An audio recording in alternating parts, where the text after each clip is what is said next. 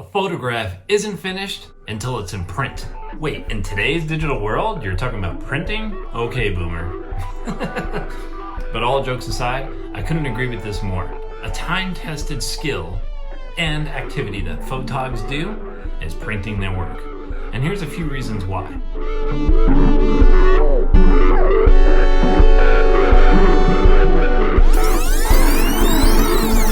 I had a reminder of why printing is so important when I picked up a book that's been sitting on my bookshelf for who knows how long, and I'm not even sure where I got it from. But it's serendipity. Sometimes I pick up a book and it's a wake-up call of what I'm potentially missing or what I need to be focusing on. Zach Arias's Photography Q&A is the book that I picked up. Zach is an editorial and commercial photographer. This book was a good reminder of the importance of having something tangible.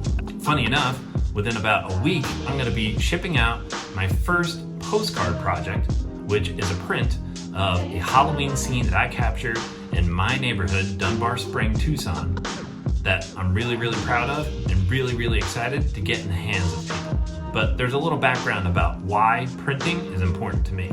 Although I've been around the photography community for decades, I always get to learn something new. And an even better part is when the technology expands and grows, I have one more thing to learn. This is a living art, and I'm really happy to be part of it. But as within all living art, there's certain staples that just stand the test of time and are something that are worth doing for people who are at the beginning of their career or the end. And that, my friend, is printing. So I have a postcard project coming out. I have my second photo book project coming by the end of this year. And my first photo book project came because I realized the essential part of photography and the print. I was living in Barrio Viejo, Tucson's most beautiful neighborhood. I was taking photos casually. I had just left the journalism industry and I was trying to find my professional footing. Where should I go? Should it be creative writing? Should it be creative photography? Should it be a blend of both?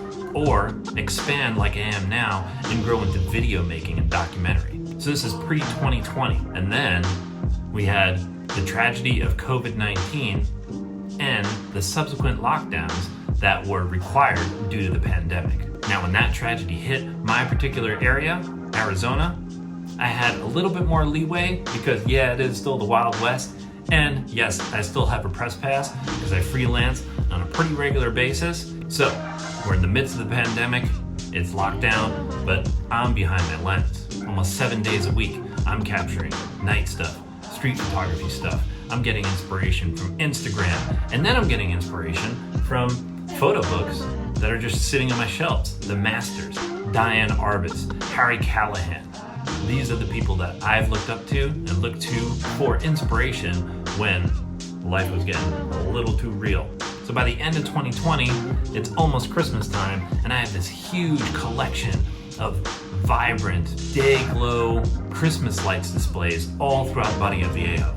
And my idea was, okay, this time is not gonna last forever, but I can make a time capsule out of these images and be able to share a tangible artifact from this very interesting, beautiful, tragic time in our history. So that's what I did.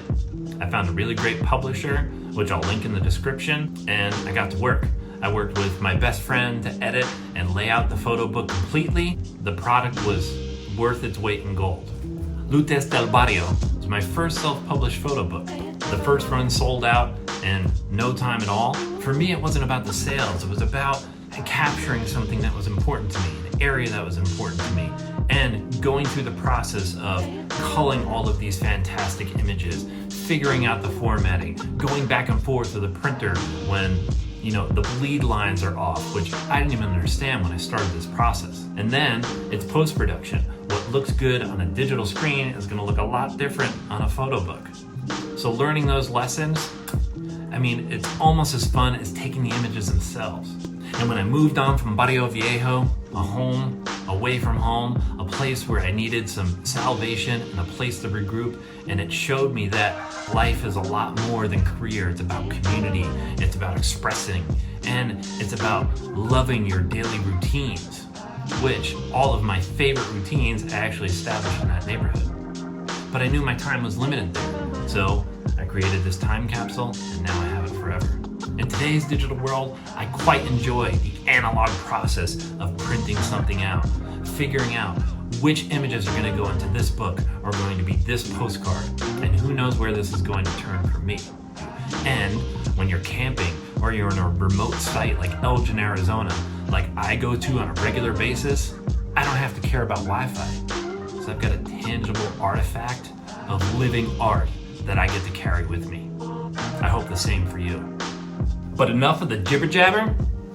Let's go take some street images, bro. Come on.